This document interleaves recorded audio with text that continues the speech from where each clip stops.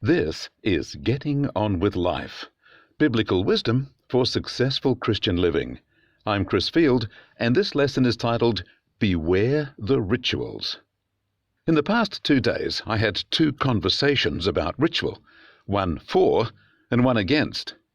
Ritual refers to those things we do out of habit, ritually, without even having to think about their true significance. We all have a bunch of rituals we revert to in situations to save us having to think or engage with the situation more seriously. Consider what you say when someone greets you. What is your standard reply? If people ask you, "How are you going?" do you stop and give them an accurate analysis of your condition, or just say something like, "Fine, thanks"? One day, I caught myself answering that question with, "Fine, thanks," before stopping to consider that I felt unwell and would rather have been home in bed. It struck me that my automatic response in that instance was untruthful. I decided to choose an automatic response that would not be untrue, and I settled on answering, "I'm alive." That gets me many questions and interesting responses, but I at least know I didn't inadvertently lie.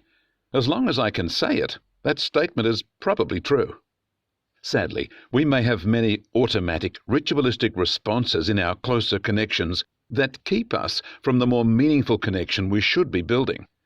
Parents can learn to give glib responses to children who keep wanting attention. Parents can fake attention just to get some peace and quiet. That can lead to a lifelong ritual of giving glib responses when the relationship deserves more real connection than that. The problem of rituals goes beyond our human interaction to our relationship with God. We can set out to worship God and honor Him, but end up just going through the motions. On the positive side of rituals, a friend pointed out how much he appreciated understanding the symbolism used in some forms of worship.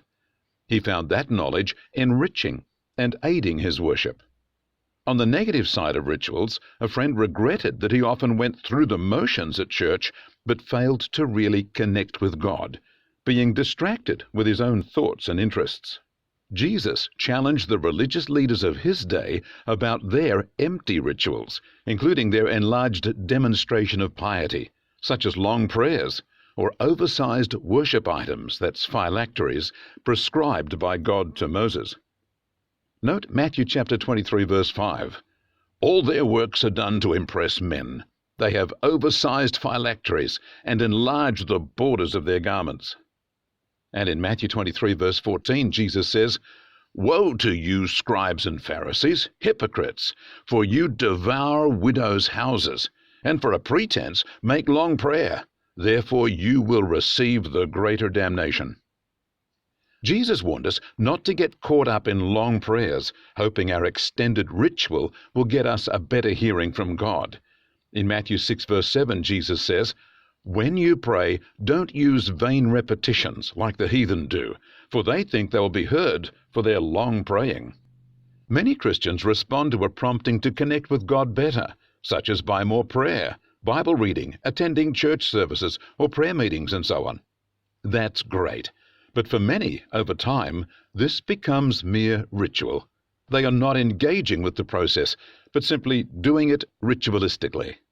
Now, as a disclaimer, allow me to say that it's better to do spiritual disciplines out of habit than not to do them at all. So I commend developing good habits of church attendance, prayer, Bible study, gaining spiritual input, and so on. However, I also commend that you regularly audit what you are doing and your level of engagement in your spiritual practices. You may even find it necessary to modify what you are doing to rekindle your engagement. For example, if you only pray on your own and it has become a hollow activity, then join in prayer times with others. If you can't get anything out of going to church, then get along to some other Christian fellowship, such as another church or a home group, Christian conference, or the like. If you find Bible reading is an empty thing for you, then get an audio recording of someone reading the Bible and play that as part of your daily routine, to get a fresh voice inputting God's Word into your life. Rituals, including even symbolic things, can enhance our worship. But every aspect of our spiritual program can drift into mere routine and empty words. Don't let that happen to you. Stop and take stock of how well you engage with God, with Christians, the Bible, prayer, worship services, witnessing, Christian fellowship, etc. If you are a little stale, then give yourself a jolt to rekindle or even kickstart your spiritual engagement. God bless you.